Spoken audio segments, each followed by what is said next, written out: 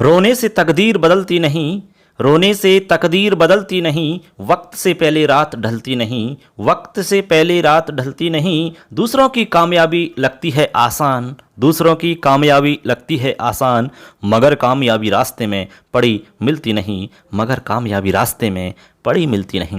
नमस्कार दोस्तों, मैं आप सबका दोस्त लखनलाल माली। हमारे YouTube चैनल लखन माली में आप सबका बहुत बहुत स्वागत। दोस्तों, जितने भी रीट के हमारे साथी हैं जो काफ़ी दिन से तैयारी में लगे हुए हैं, उन सबको लगातार तैयारी में जुटे रहना है दोस्तों। बस अब आपके धैर्य की परीक्षा समाप्त होने वाली है और बहुत जल्द आपकी एग्जाम आने वाली है दोस्तों।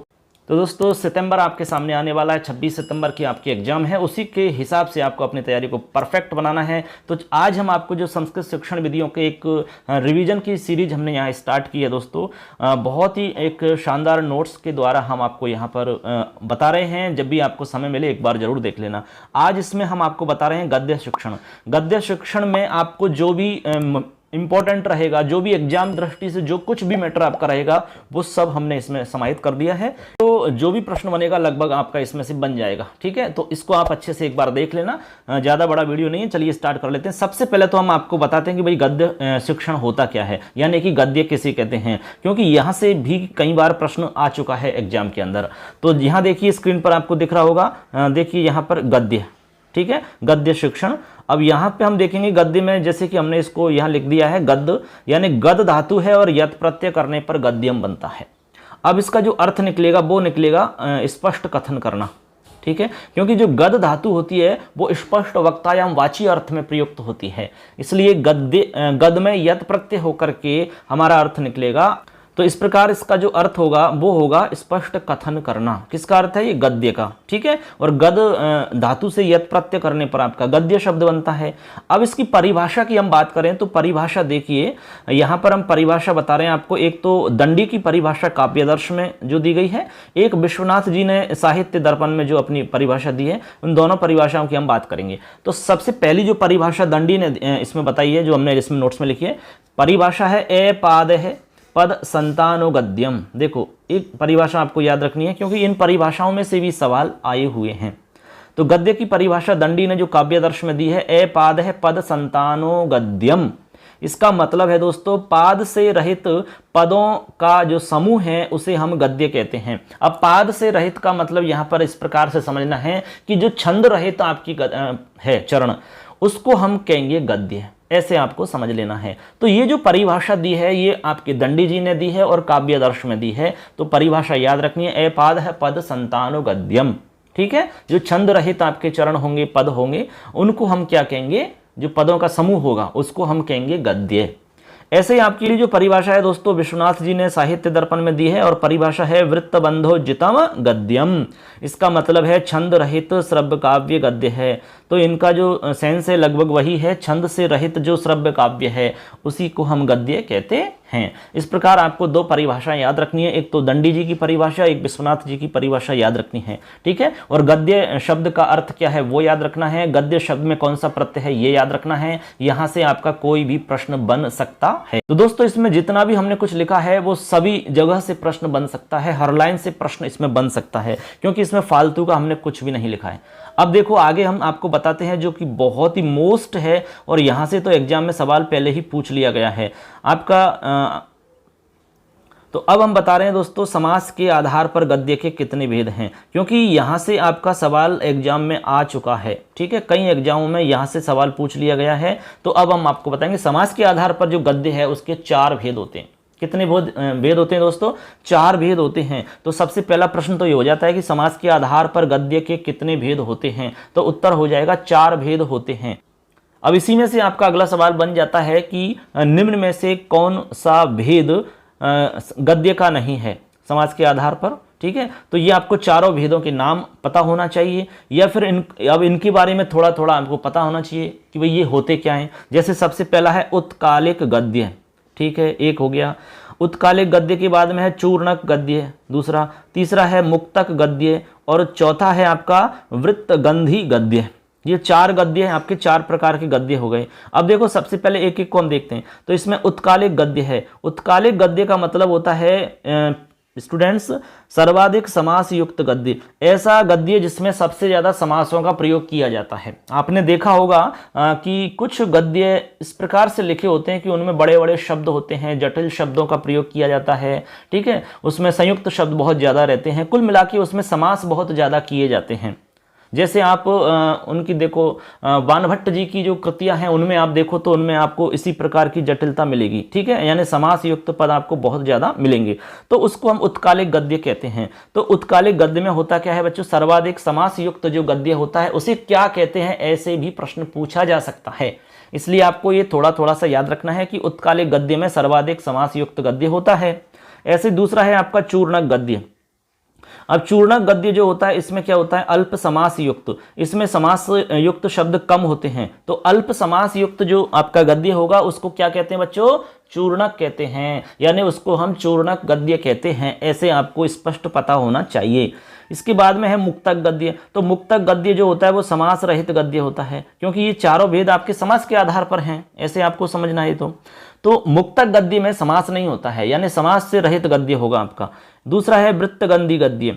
इसमें क्या होता है, लय अनुसार पढ़ाया जाने वाला गद्य होता है, यानी इसमें लय के अनुसार पढ़ाया जाने वाला गद्य होता है। एक प्रकार से जैसे हम छंद के हिसाब से पढ़ते हैं ना, ऐसे हमारा गद्य होता है। तो ऐसे करके हमारे समास के आधार पर चार गद्य हमने बताए, यानी चार प्रकार के भेद बताए, उत्कालिक गद्य, चूर्णक गद्य है, मुक्तक गद्य है और वृत्तगंधी गद्य है। इनके बारे में हमने थोड़ा थोड़ा बता दिया है आपको, तो ऐसे करके आपको इसको स्पष्ट ध्यान में रखना है। अब देखो आगे, अब देखो यहाँ पर हम बता रहे हैं दोस्तों गद्य के दो भेद। अभी इससे पहले हमने जो बताए थे आपको वो तो समास के आधार पर थे, लेकिन जो मुख्य रूप से गद्य के भेद हैं वो आपके दो प्रकार के भेद हैं, एक तो कथा और एक आख्यायिका, ठीक है। कथा आप जानते ही हैं, आख्यायिका भी आप जानते हैं, ठीक है। नहीं जानते हैं तो आप हमें कमेंट कर सकते हैं कि भाई कथा और आख्यायिका में क्या अंतर है सर, हमें बताएं, तो हम जरूर बताएंगे आपको, ठीक है। तो हम आपके लिए एक प्रश्न दे रहे हैं कि भाई कथा और आख्यायिका में अंतर क्या है, ठीक है। आपको जानकारी है तो आप हमें कमेंट करके बताएं, और नहीं जानकारी है, आपको यदि सवाल हमसे पूछना है तो आप हमें कमेंट कर दें, ठीक है। तो ऐसे आपको ध्यान में रखना है कि गद्य जो है उसके दो भेद हैं, एक तो कथा और आख्यायिका। यदि हम समास की बात करें कि समास के आधार पर गद्य के भेद, तो वहाँ चार नाम आएंगे आपके, ठीक। अब देखो प्रमुख उद्देश्य की बात करें हम, यदि हम आपसे कहें कि भाई प्रमुख उद्देश्य गद्य का क्या है, यहां से भी आपका प्रश्न बन सकता है। कितना आ सकता है, गद्य शिक्षण से प्रमुख उद्देश्यम किम भवति, यानी गद्य शिक्षण का प्रमुख उद्देश्य क्या होता है।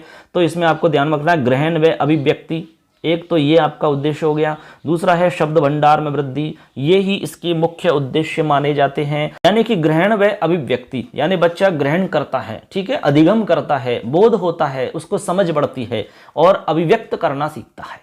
तो ग्रहण व अभिव्यक्ति कर सकता है। इसके अलावा शब्द भंडार में वृद्धि होती है, वो जितना पढ़ेगा, जितना सुनेगा, उतना ही उसको शब्द आएंगे और उतने ही शब्दों की जानकारी उसको हो जाएगी। तो ऐसे करके शब्द भंडार में उसके वृद्धि हो जाती है। तो ये हमारे गद्य शिक्षण के प्रमुख उद्देश्य माने जाते हैं, ठीक है। तो ऐसे करके आप समझ गए कि गद्य के दो भेद कौन कौन से हैं, समास के आधार पर चार भेद कौन कौन से हैं, गद्य का अर्थ क्या है, कौन से प्रत्यय से गद्य शब्द बना है और इसके उद्देश्य क्या हैं। अब हम इसमें आप आगे बताने वाले हैं गद्य शिक्षण की कौन कौन सी विधियां होती हैं। चलिए दोस्तों, अब मुख्य बिंदु पर चलते हैं। आज का जो हमारा टॉपिक है मेन, गद्य शिक्षण की विधियां, इस टॉपिक को हम आज क्लियर करते हैं आपको। तो देखिए, पहले तो आपको हम स्पष्ट कर देते हैं कि गद्य शिक्षण की कोई अलग से, ठीक है, सेपरेट विधियां नहीं है, ठीक है, यानी कि स्वतंत्र विधियां इसकी अलग से कोई भी नहीं है। जो हम काठिन्य निवारण करते हैं, जब आपने पाठ्य योजना बनाई होगी, बच्चों को पढ़ाया होगा, तो उसमें काठिन्य निवारण हम करते हैं। तो काठिन्य निवारण करते समय हम जिन जिन टेक्निक्स का प्रयोग करते हैं, ठीक है, जिन जिन तरीकों का हम प्रयोग करते हैं, वो सब इसके अंदर आपकी शिक्षण विधियां कहलाती हैं, ठीक है, वही सब विधियां हैं, ऐसे मान लो आप। तो लिखा है कि गद्य शिक्षण की स्वतंत्र विधियां नहीं होती हैं, ठीक है, हमने स्पष्ट कर दिया है। काठिन्य निवारण के समय जो विधियां काम में ली जाती हैं उन्हें ही गद्य शिक्षण की विधियां कहा जाता है। हमने कहा कि भाई काठिन्य निवारण हम जब करते हैं, जब कोई भी आप गद्य पढ़ा रहे हैं और उसमें जब बच्चों के लिए कोई शब्द कठिन आ गया, चाहे बोलने में, अर्थ के हिसाब से, कैसे भी मान लो आप, उनको हम फिर बाद में स्पष्ट करते हैं, ब्लैक बोर्ड पर लिख करके उसको हम कई तरीकों से समझाते हैं। तो जितने भी हम तरीके काम में लेते हैं वो सब गद्य शिक्षण की विधियां कहलाती हैं, ऐसे मान लो। तो काठिन्य निवारण के समय जो विधियां काम में ली जाती हैं उन्हें क्या कहते हैं, उन्हें कहते हैं गद्य शिक्षण की विधियां, ठीक है। आगे लिखा है कि गद्य शिक्षण की सर्वश्रेष्ठ विधि काठिन्य निवारण विधि ही है, यानी जो सबसे सर्वश्रेष्ठ विधि की हम बात करें तो गद्य शिक्षण की यदि सर्वश्रेष्ठ विधि की बात करें तो वो काठिन्य निवारण विधि है। इसे गद्य शिक्षण की आत्मा कहते हैं। ये प्रश्न आपका मोस्ट बनता है यहां से, क्या कि गद्य शिक्षण की आत्मा किसे कहते हैं? तो गद्य शिक्षण की आत्मा कहते हैं काठिन्य निवारण विधि को। काठिन्य निवारण विधि को गद्य शिक्षण की आत्मा कहा जाता है। ठीक है, तो ये बात आपकी स्पष्ट हो गई कि इसकी स्वतंत्र विधियां नहीं है। काठिन्य निवारण के समय जिन तरीकों का हम प्रयोग करते हैं वो सब गद्य शिक्षण की विधियां ही कहलाती हैं। काठिन्य निवारण इसकी सर्वश्रेष्ठ विधि मानी जाती है और गद्य शिक्षण की आत्मा काठिन्य निवारण विधि को कहते हैं। अब इसमें कुछ विधियां हैं जिनका हम प्रयोग करते हैं, ठीक है, उनको हम एक बार देख लेते हैं, उनको समझ लेते हैं। चलिए, तो सबसे पहली जो विधि है हमारी, लिखा हुआ है देखिए यहाँ पर, उद्बोधन विधि। ठीक है, उद्बोधन विधि। ऐसे आपको एक तो याद रखना है कि भाई गद्य शिक्षण की कौन कौन सी विधियां काम में आ रही हैं, व्याकरण शिक्षण की विधियां कौन कौन सी हैं, पद्य शिक्षण की विधियां कौन कौन सी है। यहाँ से भी आपका मोटा मोटा सीधा सीधा प्रश्न पूछ लिया जाता है कि निम्नलिखित में से कौन सी विधि गद्य शिक्षण से संबंधित नहीं है, तो ये भी आपको याद होना चाहिए स्पष्ट। तो उद्बोधन विधि, इसको हम अर्थबोध विधि भी कहते हैं। ठीक है, अब इसमें होता क्या है, ये प्राथमिक स्तर पर श्रेष्ठ विधि मानी जाती है। यानी जो प्राथमिक स्तर है हमारा, प्राथमिक स्तर हम कह सकते हैं, प्राथमिक स्तर में वैसे तो 8वीं तक का आ जाता है। ठीक है, एक प्राथमिक स्तर होता है, एक उच्च प्राथमिक स्तर होता है। प्राथमिक स्तर 5वीं तक का होता है, उच्च प्राथमिक स्तर जो होता है वो 8वीं तक का होता है। लेकिन प्राथमिक के नाम से ही हमारा पूरा 1 से लेकर 8वीं तक का आ जाता है, जैसे माध्यमिक में आपका पूरा 12वीं तक का आ जाता है। ठीक है, तो ऐसे हम यहाँ प्राथमिक स्तर की बात कर रहे हैं। प्राथमिक स्तर के लिए ये श्रेष्ठ विधि मानी जाती है। इसमें क्या है, अन्य सभी विधियों में श्रेष्ठ मानी जाती है ये विधि। अब इसमें होता क्या है वो आप समझो। अर्थबोध विधि में क्या होता है, शिक्षक कठिन शब्दों के अर्थ को बताने के लिए अनेक साधनों का सहारा लेता है। कहने का मतलब है, जैसे मान लो आप कोई पाठ पढ़ा रहे हैं, ठीक, तो आपने पाठ पढ़ा दिया, उस बीच में उस पाठ के अंदर कोई ऐसे शब्द आ गए जो कठिन हैं। ठीक है, अब बच्चों को आपको समझाना है उनको, तो उन कठिन शब्दों के अर्थ को बताने के लिए हम कई तरीकों का प्रयोग कर सकते हैं, यानी हम कई तरीकों को उपयोग में ले सकते हैं। जैसे कि आप कोई चित्र दिखा करके, उसका पर्यायवाची दिखा करके, कोई वाक्य बोल करके, कोई एक्टिंग करके, ठीक है, या कोई भी अन्य तरीका जो आपको अच्छा लग रहा है कि इससे बच्चों को अर्थ समझ में आ जाए। ऐसे जितने भी हम तरीकों का प्रयोग करेंगे वो सब हमारी क्या होंगी, इसमें टेक्निक्स होंगी सबकी सब। तो इसमें अर्थबोध विधि में हम अर्थ को स्पष्ट करने के लिए अनेक साधनों का सहारा लेते हैं। अब वो कौन कौन से साधनों का सहारा हम लेते हैं, देखिए। एक तो है प्रत्यक्ष पदार्थ दिखाना, यानी जिस शब्द का आप अर्थ दिखा रहे हो, जिस शब्द का अर्थ बताना चाह रहे हो, उसको हम प्रत्यक्ष पदार्थ दिखा करके भी उसका अर्थ स्पष्ट कर सकते हैं। ठीक है, जैसे मान लो आपको अर्थ बताना है बच्चों को धूम्रपानम। जैसे मान लो एक शब्द है, जैसे हम एक शब्द आपको बताते हैं, जैसे मान लो एक शब्द है उपनेत्रम। ठीक है, क्या है, उपनेत्रम। अब उपनेत्रम एक शब्द है, अब इस उपनेत्रम शब्द का आपको अर्थ स्पष्ट करना है बच्चों के सामने, तो आप अनेक साधनों का सहारा लेंगे। तो सबसे पहले बता रहे हैं प्रत्यक्ष पदार्थ दिखाना। अब प्रत्यक्ष उस पदार्थ को दिखाना जिसके बारे में आप यहां पर बच्चों को बताना चाह रहे हैं, यानी कि उपनेत्रम क्या होता है उसको आपको बताना है बच्चों को, प्रत्यक्ष रूप से क्लास में ला करके उसको दिखाना है। अब उपनेत्रम का अर्थ होता है चश्मा। ठीक है, तो आप उस पदार्थ को उठा के ले आइए। अब मान लो कोई बहुत बड़ी चीज है तो उसको तो नहीं ला सकते ना डायरेक्ट आप। जैसे मान लो रेलगाड़ी की बात है, रेलगाड़ी आपको बतानी है, रेलयानम, तो ऐसे तो नहीं रेलयान को आप उठा के क्लास में ले आए। तो ऐसी स्थिति में हम मॉडल लेकर आते हैं। ठीक है, उसका हम प्रतिरूप बनाते हैं, उसको मॉडल बनाते हैं ऐसी चीज के लिए। तो ये तो हो गया प्रत्यक्ष पदार्थ को लाना। दूसरी बात है अभिनय प्रदर्शन। दूसरा है अभिनय करके भी हम दिखा सकते हैं। अब आप चश्मा का अभिनय कर सकते हैं, भाई चश्मा हम कैसे पहनते हैं, या कोई ऐसी स्टाइल करें, आप ऐसी एक्टिंग करें जिससे कि बच्चों को पता लग जाए कि ये चश्मे की बात हो रही है। ठीक है, बिल्कुल एक्टिंग कर सकते हैं हम, बिल्कुल। तो ऐसे करके आप अभिनय के द्वारा भी बता सकते हो। इसके अलावा चित्र प्रदर्शन, आप चित्र दिखा करके भी इसका अर्थ निकाल सकते हो। उपनेत्रम का अर्थ चश्मा होता है, तो चश्मे का चित्र दिखा दिए, गांधी जी का चश्मा दिखा दो, तो फटाफट बच्चों को समझ में आ जाएगा कि उपनेत्रम का मतलब चश्मा होता है भैया। ठीक है, ऐसे ही आपका है प्रतिकृति प्रदर्शन, यानी मॉडल दिखाना। आप जिस चीज का अर्थ बताने जा रहे हैं, जिस शब्द का अर्थ बताने जा रहे हैं, आप उसका मॉडल बना सकते हैं। तो मॉडल किन परिस्थितियों में बनाते हैं, अभी हमने बताया था आपको, जब उस वास्तविक वस्तु को, उस चीज को हम डायरेक्ट नहीं ला सकें, ऐसी स्थिति में हम उसका मॉडल लाते हैं। जैसे ट्रेन की बात थी, अभी हमने कहा कि रेलयान का अर्थ बताना है, तो रेलयान को तो ला नहीं सकते आप, ठीक है। तो उसका हम मॉडल बना करके बच्चों के सामने उसको छोटे रूप में उसको वहां पर दिखाते हैं, वो हमारा मॉडल होता है। तो ऐसे भी हम अर्थ स्पष्ट कर सकते हैं। इसके अलावा दृश्य श्रव्य साधनों का प्रयोग करके भी हम अर्थ स्पष्ट कर सकते हैं। इसके अलावा कथा कथन के माध्यम से भी हम कर सकते हैं, ठीक है। कथा कथन में ऐसे कोई भी कथा कह के उस बीच में जो कथन आए उनके द्वारा भी स्पष्ट कर सकते हैं। ऐसे करके हम अनेक साधनों का सहारा लेते हैं किसी भी शब्द को अर्थ बोध करवाने के लिए, किसी भी शब्द का अर्थ स्पष्ट करने के लिए। तो ये सब हम जो करते हैं बच्चों, ये करते हैं अर्थबोध विधि में, या फिर इसका दूसरा नाम उद्बोधन विधि भी हम कह सकते हैं। तो आशा करते हैं उद्बोधन विधि या अर्थबोध विधि आपको अच्छे से क्लियर हो गई होगी, ठीक है ना। चलिए अब अगली विधि है हमारी प्रवचन विधि। क्या है? प्रवचन विधि। अब देखो प्रवचन विधि का दूसरा नाम है हमारा कथन विधि। अब चलिए दोस्तों अगली हमारी विधि है प्रवचन विधि, ठीक है। प्रवचन विधि जैसे कि स्क्रीन पर दिख रही है, प्रवचन विधि का दूसरा नाम है कथन विधि। क्या है? कथन विधि। तो प्रवचन विधि आपने सुना होगा, प्रवचन तो आपने बहुत सारे सुने होंगे दोस्तों, ठीक है ना। जैसे महाराजाओं के प्रवचन होते हैं, बहुत सारे लोग प्रवचन करते हैं, ठीक है ना। जब भागवत कथाओं का वाचन होता है, कथाएं होती है, तो वहां पर प्रवचन ही चलता है वो सब। तो प्रवचन विधि या कथन विधि क्या होती है? देखिए, जहां पर विधियों या प्रविधियों द्वारा अर्थ बताना कठिन होता है, ठीक है। जब कई बार क्या होता है, ऐसी स्थिति होती है कि जहां पर हम विधि प्रविधि आदि के द्वारा अर्थ बताने में असमर्थ रहते हैं।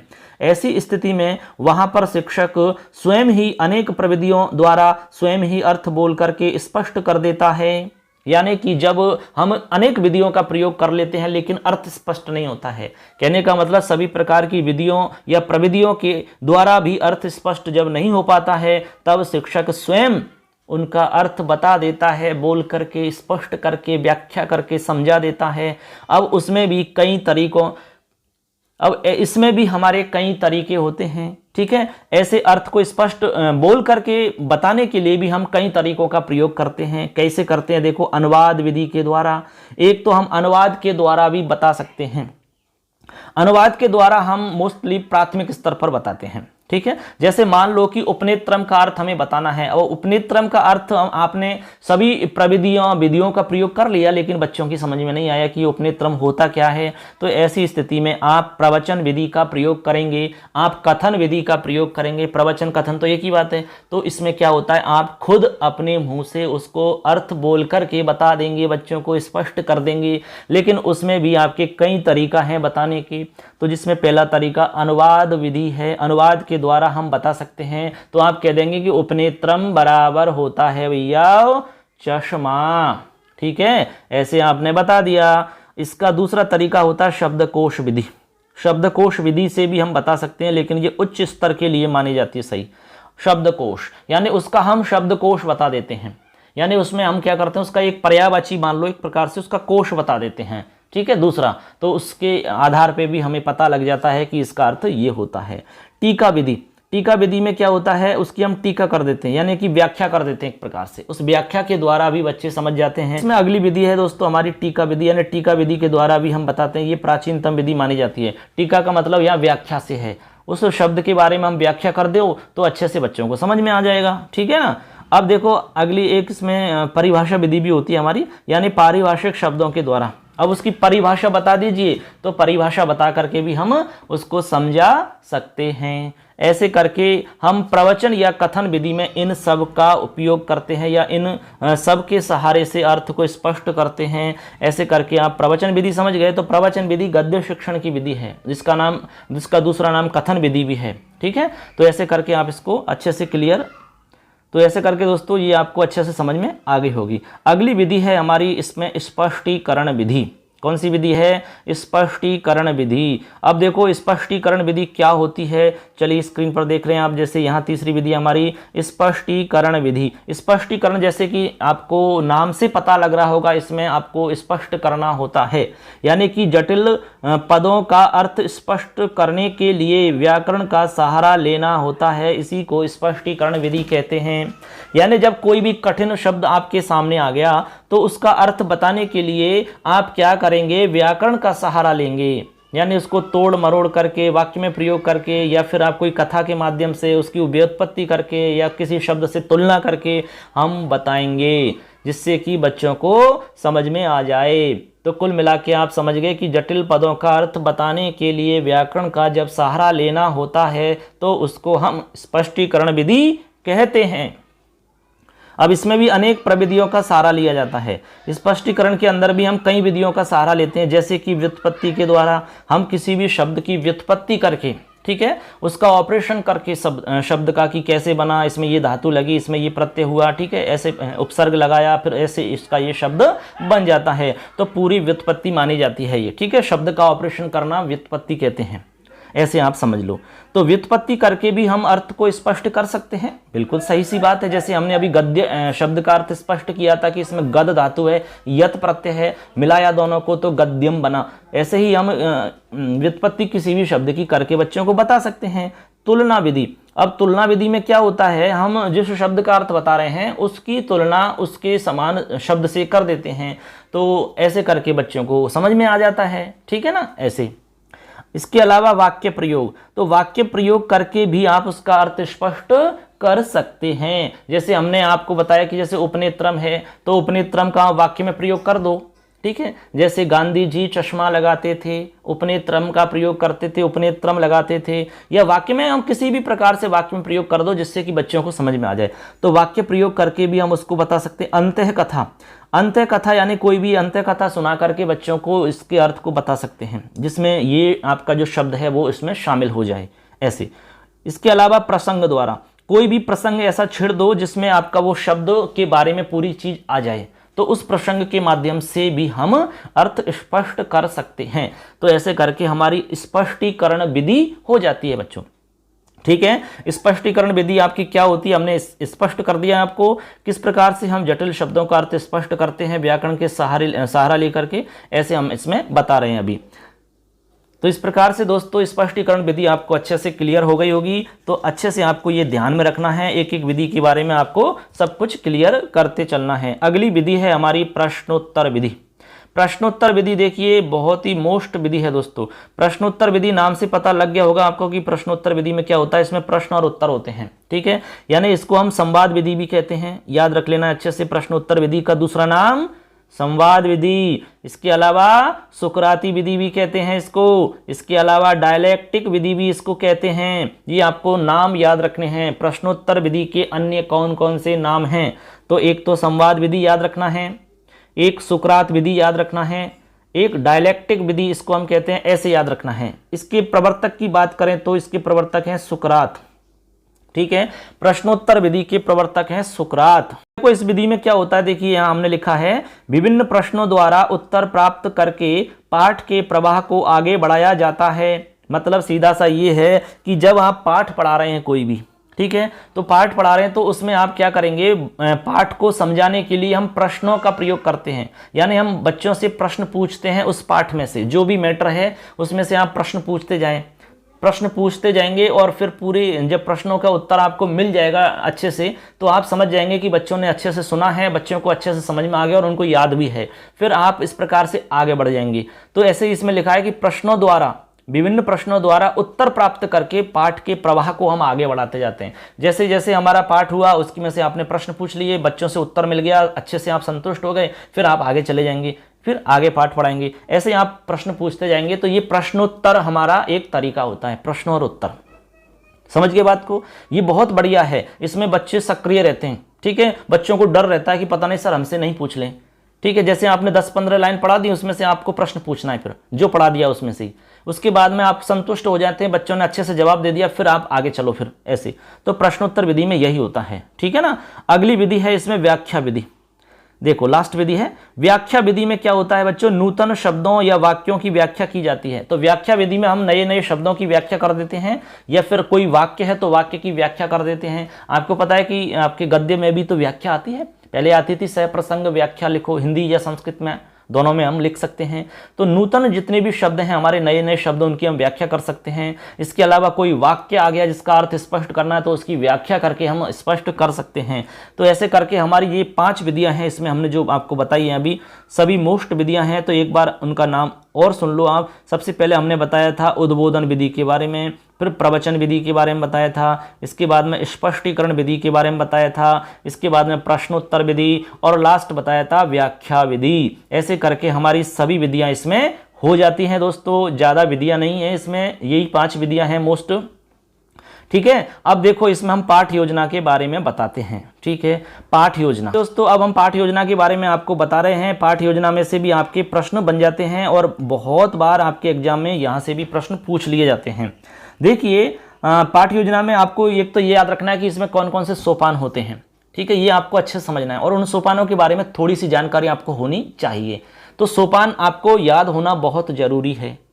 कई बार सोपान से संबंधित प्रश्न भी पूछ लिया जाता है कि इसके बाद में कौन सा सोपान हम प्रयोग में लेते हैं गद्य शिक्षण में। तो देखो सबसे पहले इसमें हम प्रस्तावना करते हैं बच्चों। सबसे पहले गद्य शिक्षण में हम पाठ योजना में प्रस्तावना करते हैं। प्रस्तावना सभी में करते हैं, लेकिन हम गद्य शिक्षण की बात करें इसलिए गद्य शिक्षण का नाम ले रहे हैं। तो हम सबसे पहले करेंगे प्रस्तावना। प्रस्तावना में हम क्या करते हैं, पूर्व ज्ञान परीक्षण। हम पूर्व ज्ञान का परीक्षण करते हैं। तो ऐसे भी प्रश्न बन गया कि पूर्व ज्ञान का परीक्षण होता है कहां पर, प्रस्तावना में, उद्देश्य कथन में, आदर्श वाचन में। तो कहां होगा, प्रस्तावना में होगा।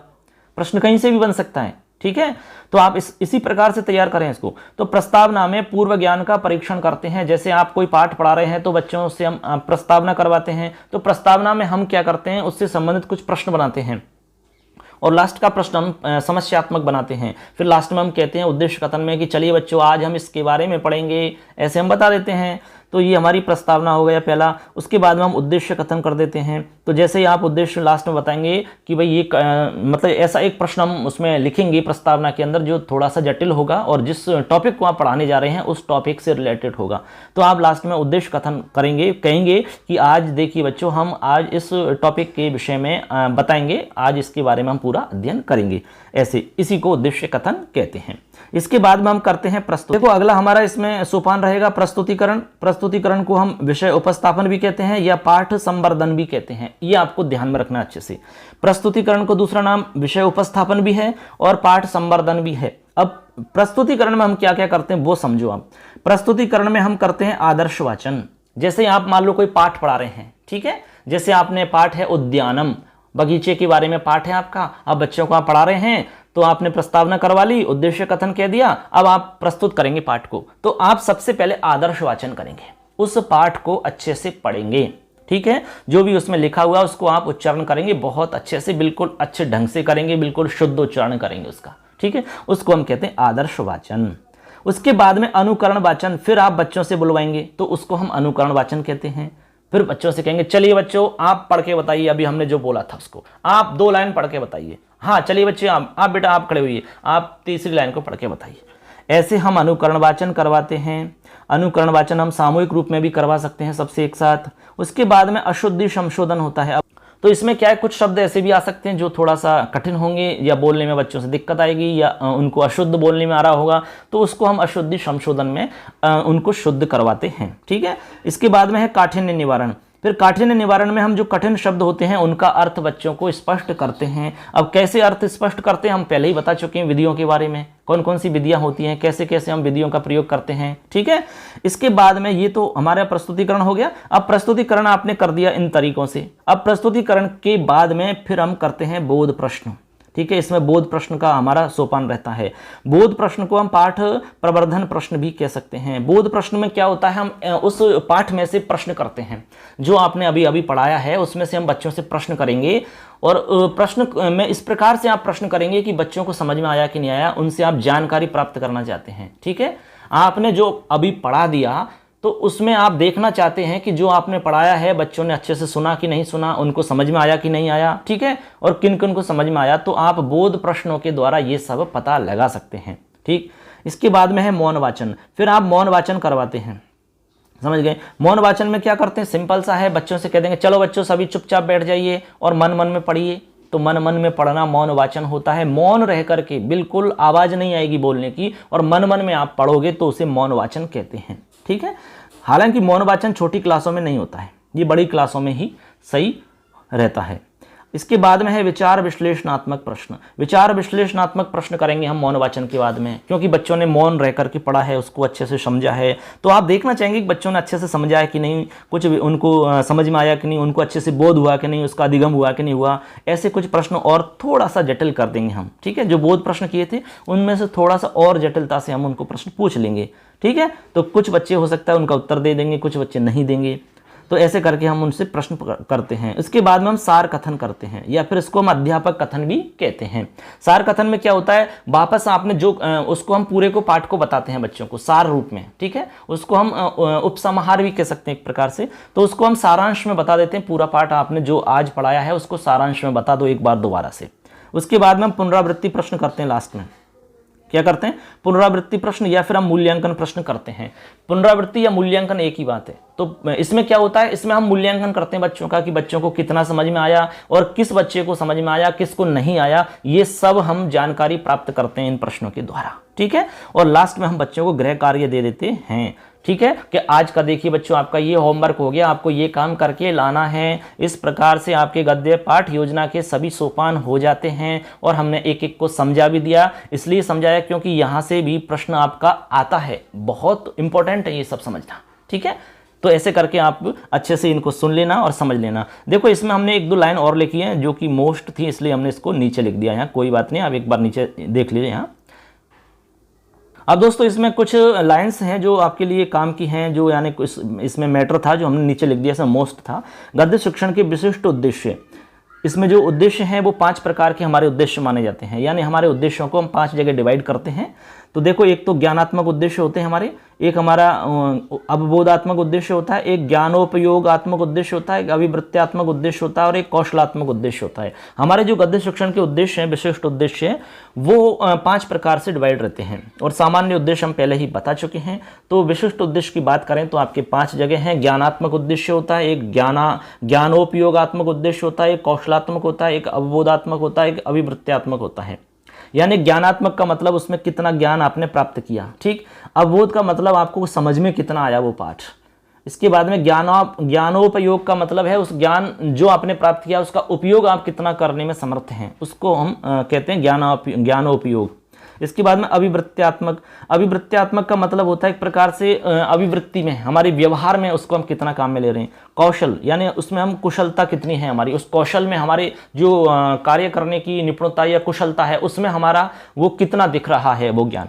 ऐसे कौशल कहते हैं ना कि व्यक्ति इस काम में बहुत कुशल है भाई, तो उसका जो काम है उसका ज्ञान है वो उसमें दिखता है, तब वो हम उसको कुशल कह रहे हैं। ऐसे कौशलात्मक ज्ञान होता है, ठीक है। तो ऐसे करके हमारी विशिष्ट उद्देश्य हो जाते हैं। यहाँ पर लिखा है हमने नीचे देखिए, गद्य शिक्षण की करके सीखने पर आधारित जो विधि है वो है उद्बोधन विधि, ठीक है। प्रश्न आ जाता है कि गद्य शिक्षण की करके सीखने पर आधारित विधि कौन सी है, तो उद्बोधन विधि है। उद्बोधन विधि, अर्थबोध विधि भी हम जिसको कहते हैं, इसमें हम बच्चों से उद्बोधित अर्थ निकलवाते हैं, ठीक है, कई तरीकों से। आगे है गद्य शिक्षण की व्याकरण सम्मत विधि। गद्य शिक्षण की व्याकरण सम्मत जो विधि है वो है स्पष्टीकरण विधि। स्पष्टीकरण में हम उनको व्याकरण का सहारा लेते हैं, ठीक है। उसके बाद में गद्य शिक्षण का महत्वपूर्ण सोपान जो है आदर्श वाचन है। तो आदर्श वाचन तो महत्वपूर्ण है ही, क्योंकि इसमें आपको हमने बताया कि जैसे आप जाओगे तो पाठ को आप इस आदर्श रूप में पहले तो बच्चों के सामने उसको सुनाइए, ठीक है। बच्चे बिल्कुल आराम से बैठ करके सुनेंगे, दत्तचित्त होकर के, बिल्कुल कोई भी इधर उधर की बातें नहीं करेगा। जब आप अच्छे से सुनाओगे तब, यदि आप अच्छे से खुद ही नहीं बोलोगे, आपकी आवाज़ ही नहीं आ रही स्पष्ट, आप शुद्ध उच्चारण नहीं कर रहे, आप ढंग से नहीं बोल रहे, तो बच्चे कोई सुनेगा नहीं आपकी बात, ठीक है। तो ऐसे करके आदर्श वाचन हमारा गद्य शिक्षण का महत्वपूर्ण सोपान माना जाता है। तो ऐसे करके दोस्तों हमारा गद्य शिक्षण पूरा हो जाता है। तो आज की वीडियो में तो हमारा गद्य शिक्षण ही आज के लिए पर्याप्त है। तो इसमें हमने पूरा कंप्लीट आपको बता दिया कि गद्य क्या होता है, गद धातु और यत प्रत्यय से आपका कैसे बनता है, इसका अर्थ क्या होता है, परिभाषाएं दंडी और विश्वनाथ जी ने कौन कौन से दी हैं, समास के आधार पर गद्य के कौन कौन से भेद हैं, गद्य के 2 भेद और कौन बताए हमने, गद्य के 2 भेद हमने और कौन से बताए थे आपको, प्रमुख उद्देश्य आपके कौन कौन से होते हैं इसके, गद्य शिक्षण की कौन कौन सी विधियां हैं, उद्बोधन विधि के बारे में बताया था, प्रवचन विधि के बारे में, स्पष्टीकरण विधि, प्रश्नोत्तर विधि, व्याख्या विधि, गद्य पाठ योजना में कौन कौन से सोपान है, सबको हमने एक एक को बताया और उनकी थोड़ी सी संक्षिप्त में व्याख्या भी करी, ठीक है। इसकी तो ऐसे करके दोस्तों आज का हमारा ये टॉपिक पूरा हो जाता है। अच्छे से इसको पूरा देखना, ये एक प्रकार से रिवीजन का हमारा काम चल रहा है। तो ये हम बहुत जल्द आपको रिवीजन करवा देंगे पूरा का पूरा। अच्छे से आप देखते रहना और अच्छी तैयारी करो, निश्चित रूप से आपका सपना पूरा होगा, इसमें कोई संदेह नहीं है, डरना नहीं है। मस्त रहो, व्यस्त रहो, लेकिन अस्त व्यस्त मत रहो। तो चलिए दोस्तों, मिलेंगे फिर नेक्स्ट टॉपिक के साथ में। अपना और अपनों का ध्यान रखें। जयतु भारतम, जयतु संस्कृतम। धन्यवाद।